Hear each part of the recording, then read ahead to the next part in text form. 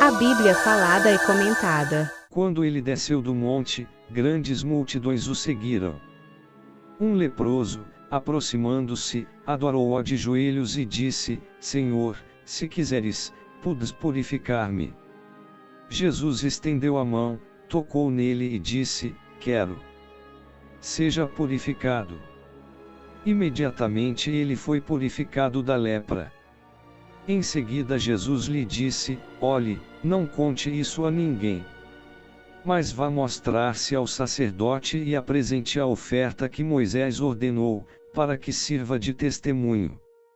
Entrando Jesus em Cafarnaum, dirigiu-se a ele um centurião, pedindo-lhe ajuda. E disse: Senhor, meu servo está em casa, paralítico, em terrível sofrimento. Jesus lhe disse: Eu irei curá-lo. Respondeu o centurião: Senhor, não mereço receber-te debaixo do meu teto. Mas dais apenas uma palavra, e o meu servo será curado.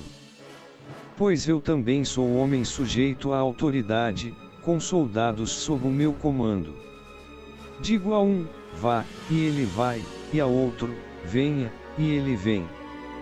Digo a meu servo: faça isto, e ele faz. Ao ouvir isso, Jesus admirou-se e disse aos que o seguiam: Digo-lhes a verdade, não encontrei em Israel ninguém com tamanha fé. Eu lhes digo que muitos virão do Oriente e do Ocidente, e se sentarão à mesa com Abraão, Isaque e Jacó no reino dos céus. Mas os súditos do reino serão lançados para fora, nas trevas, onde haverá choro e ranger de dentes. Então Jesus disse ao centurião: Vá. Como você creu, assim lhe acontecerá. Na mesma hora o seu servo foi curado. Entrando Jesus na casa de Pedro, viu a sogra deste de cama, com febre. Tomando-a pela mão, a febre a deixou, e ela se levantou e começou a servi-lo. Ao anoitecer foram trazidos a ele muitos endemoniados, e ele expulsou os espíritos com uma palavra e curou todos os doentes. E assim se cumpriu o que fora dito pelo profeta Isaías: ele tomou sobre si as nossas enfermidades e sobre si levou as nossas doenças. Quando Jesus viu a multidão ao seu redor, deu ordens para que atravessassem para o outro lado do mar. Então, um mestre da lei aproximou-se e disse: Mestre, eu te seguirei por onde quer que fores. Jesus respondeu: As raposas têm suas tacas e as aves do céu têm seus ninhos, mas o Filho do Homem não tem onde repousar a cabeça. Outro discípulo lhe disse: Senhor, deixa-me ir primeiro sepultar meu pai. Mas Jesus lhe disse: Siga-me, e deixe que os mortos sepultem os seus próprios mortos. Entrando ele no barco, seus discípulos o seguiram. De repente, uma violenta tempestade abateu-se sobre o mar, de forma que as ondas inundavam o barco. Jesus, porém, dormia.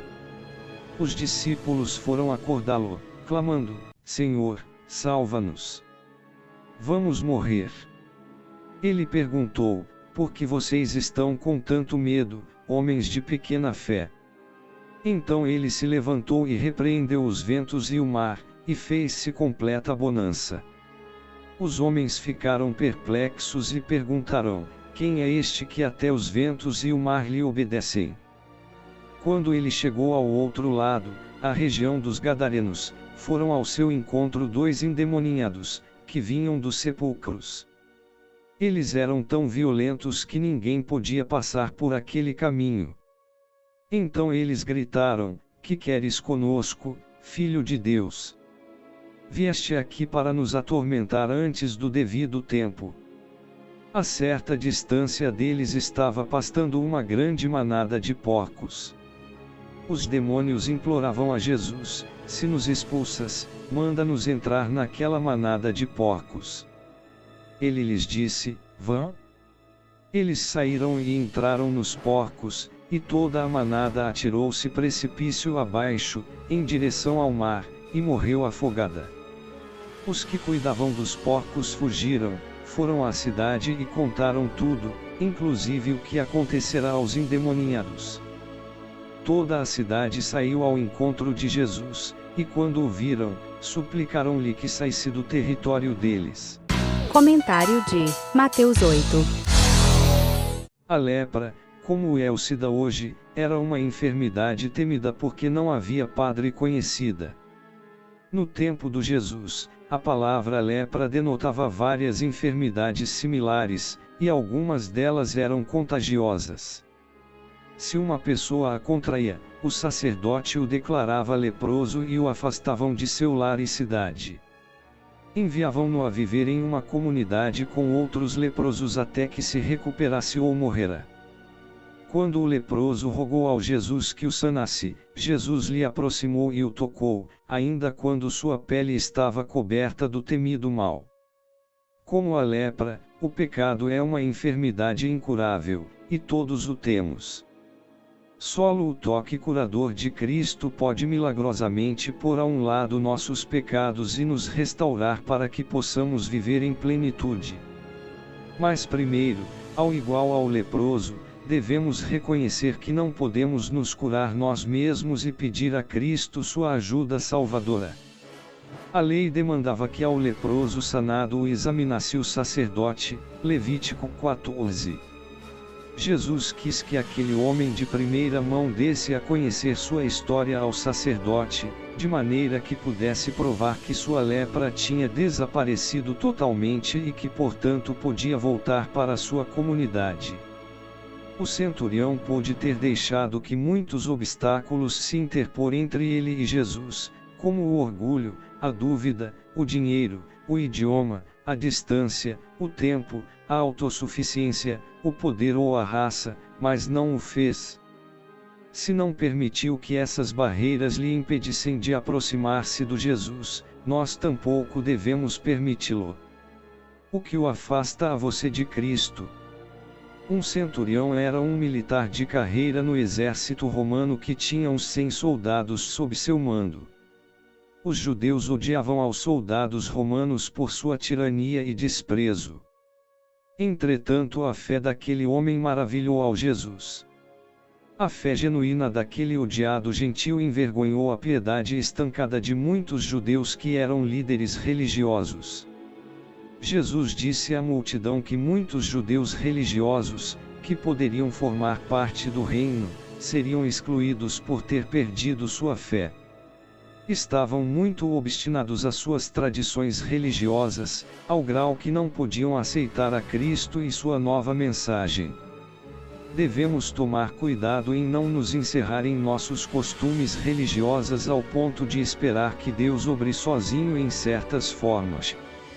Não limite a Deus com seus preconceitos e falta de fé. O Oriente e o Ocidente representam os 4 rincões da terra. Toda a gente fiel a Deus se reunirá no banquete do Messias, Isaías 6, 55. Os judeus deviam ter sabido que quando o Messias chegasse, os gentes participariam também de suas bênçãos, veja-se Isaías 66 verso 12, e Isaías 66 verso 19. Mas esta mensagem chegou como um golpe porque estavam muito absortos em seus próprios assuntos e destino. Quando apelarmos às promessas de Deus, não devemos nos apropriar delas tão pessoalmente que esqueçamos ver o que Deus quer fazer para alcançar a toda a gente que ama. Mateus enfatiza que a mensagem do Jesus é para todos. Os profetas do Antigo Testamento sabiam, vejam-se Isaías 56 verso 3, Isaías 56 verso 6 segundos 8, Isaías 66 verso 12, Isaías 66 verso 19, Malaquias 1 verso 11, mas muitos líderes judeus neotestamentários optaram por ignorá-lo. Cada pessoa tem que escolher entre aceitar ou rechaçar as boas novas, e ninguém passa a formar parte do reino de Deus por herança ou conexão familiar. Pedro foi um dos 12 discípulos. Seus dados aparecem no capítulo 27. A sogra do Pedro nos dá um formoso exemplo. sua resposta ao toque do Jesus foi lhe servir imediatamente. Recebeu você a ajuda de Deus em alguma situação perigosa ou dificultosa? Se for assim, deve-se perguntar-se: como posso expressar meu agradecimento? Sendo que Deus nos prometeu as recompensas de seu reino, devemos procurar formas de lhe servir agora. Mateus continua mostrando a natureza soberana do Jesus. Por meio de um simples toque, sanou, a uma simples palavra dela, os demônios fogem de sua presença. Jesus tem autoridade sobre os poderes satânicos e as enfermidades. Também tem poder e autoridade para dominar o pecado. As enfermidades e a maldade são consequências de viver em um mundo cansado. Mas no futuro, quando Deus limpe a terra do pecado, não haverá mais enfermidade nem morte. Os milagres de sanidade do Jesus foi uma demonstração do que o mundo experimentará no reino de Deus. Seguir ao Jesus não sempre é fácil. Com frequência implica pagar um alto custo e sacrifício, sem recompensa terrena nem segurança. Jesus não teve um lugar que pudesse ter chamado lar. Possivelmente para você o custo de seguir a Cristo será perder popularidade, amizades, tempo de descanso ou hábitos. Mas embora o custo de seguir a Cristo pode ser alto, o valor de ser discípulo de Cristo é um investimento que repercute pela eternidade e rende incríveis recompensas. É possível que este discípulo não estava pedindo permissão para ir ao funeral de seu pai, mas sim desejava esperar que seu ancião pai falecesse antes de seguir a Cristo. Talvez era o primogênito e desejava estar seguro de receber sua herança. Talvez não queria enfrentar a irritação de seu pai por abandonar os negócios da família para seguir a um pregador itinerante. Seja que se tratasse de uma segurança financeira, uma aprovação familiar ou qualquer outra coisa, não estava disposto a seguir ao Jesus naquele preciso momento. Jesus não aceitou suas desculpas. Jesus sempre foi direto com os que lhe seguiam. Assegurou-se de que calculassem o custo de lhe seguir e que não pusessem condições. Como filho de Deus, não titubeou em demandar lealdade total. Até o dar sepultura ao morto não devia ter prioridade sobre suas demandas de obediência. Seu desafio direto nos força a nos perguntar a respeito de nossas prioridades ao lhe seguir. A decisão de seguir a Cristo não deve-se ser relegada, mesmo que um acontecimento importante esteja a ponto de ter lugar. Nada deve-se ocupar o lugar de uma entrega total a Cristo. Pode ter sido um bote de pesca porque muitos dos discípulos do Jesus eram pescadores. Joséfo, um historiador da época, escreveu que usualmente havia mais de 300 botes pesqueiros no mar da Galileia. Este bote tinha espaço para dar capacidade ao Jesus e a seus 12 discípulos e era impulsionado por meio de remos e velas. Durante a tormenta, entretanto, as velas se baixavam para que não se rompessem e facilitar o controle do bote. O mar da Galileia possui um caudal de água pouco comum. É relativamente pequeno, 21 quilômetros de comprimento por 11 de largura. Jaz 208 metros sob o nível do mar e sua profundidade chega a 48 m. De um momento a outro podem apresentar-se tormentas repentinas que agitam as águas, originando ondas de até 7 metros de altura. Os discípulos se viram apanhados opressivamente pela tormenta e o perigo era grande. Apesar de que os discípulos tinham sido testemunhas de muitos milagres, encheram-se de pânico nesta tormenta. Como navegantes experimentados, estavam conscientes do perigo existente, o que não sabiam era que Cristo podia dominar as forças da natureza. Há sempre uma dimensão de nossas vidas em que sentimos que Deus não pode obrar ou não tem que obrar. Quando compreendemos bem quem é o entendemos que o calma o mesmo as tormentas da natureza que as tormentas do coração aflito. O poder do Jesus que acalmou esta tormenta pode também acalmar as tormentas que bramam em nossas vidas. O está disposto a nos ajudar se o pedimos. Não é necessário excluí-lo de nenhum aspecto de nossa vida. A região dos Gadarenos estava localizada ao sudeste do Mar da Galileia. O povo da Gadara, capital da região, era uma das 10 cidades, ou Decápolis, veja a nota a Marcos 5 verso 20. Eram 10 cidades com governo independente e com população principalmente gentil, o que explica o da marmita de porcos, Marcos 8 verso 30. Os judeus não criavam porcos porque eram considerados imundos e não os comiam.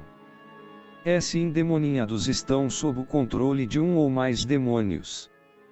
Os demônios são anjos cansados que se uniram a Satanás em sua rebelião contra Deus e agora são espíritos maus às ordens do diabo. Ajudam a Satanás a tentar as pessoas e desdobrar seu grande poder destrutivo. Mas cada vez que se enfrentavam com Jesus, perdiam seu poder. Os demônios reconhecem ao Jesus como Filho de Deus, mas pensam que não tem que lhe obedecer. Você pode acreditar que Jesus é o Filho de Deus, mas acreditar não basta. A fé é mais que acreditar. Pela fé, deve aceitar o que o fez em seu favor, recebê-lo como o único que pode salvar-o de seu pecado e mostrar sua fé por meio da obediência à sua palavra. Mateus diz que eram 2 endemoniados, enquanto que Marcos e Lucas se referem só a um. Aparentemente Marcos e Lucas se referem só ao homem que tomou a palavra. Em concordância com as leis cerimoniosas feijões, os homens que Jesus achou eram imundos em 3 sentidos, eram gentes, não eram judeus, estavam possuídos pelo demônio e viviam em um cemitério. Jesus lhes deu ajuda apesar de tudo. Não devemos dar as costas às pessoas imundas ou que nos são repulsivas. Devemos chegar à conclusão de que cada ser humano é uma criação única de Deus que necessita de seu amor. A Bíblia nos diz que ao final Satanás e seus anjos serão jogados ao lago de fogo, Apocalipse 20 verso 10. Quando os demônios dizem ao Jesus que não os atormente antes de tempo, dão a entender que sabiam qual será seu destino final. Quando os demônios entraram nos porcos, estes se despenharam e caíram ao lago. A ação dos demônios prova sua intenção destrutiva, como não puderam destruir aos homens, destruíram aos porcos. A ação do Jesus, por contraste, mostra o valor que dá a cada vida humana. Porque a gente pediu ao Jesus que se fora. A diferença dos deuses pagãos que adoravam, Jesus não podia ser contido, controlado ou aplacado. Temiam o poder sobrenatural do Jesus, poder que não tinham visto nunca antes. E estavam muito molestos com a perda da marmita de porcos e não podiam alegrar-se com a liberação dos homens que estavam possuídos pelo demônio. Preocupam-lhe mais as propriedades e os programas que a gente. Os seres humanos foram criados à imagem de Deus e têm um valor eterno. Que nécio e quão fácil é dar mais valor a posses, investimentos e inclusive a animais, que a vida humana. Permite que Jesus termine sua obra em você. A Bíblia falada e comentada.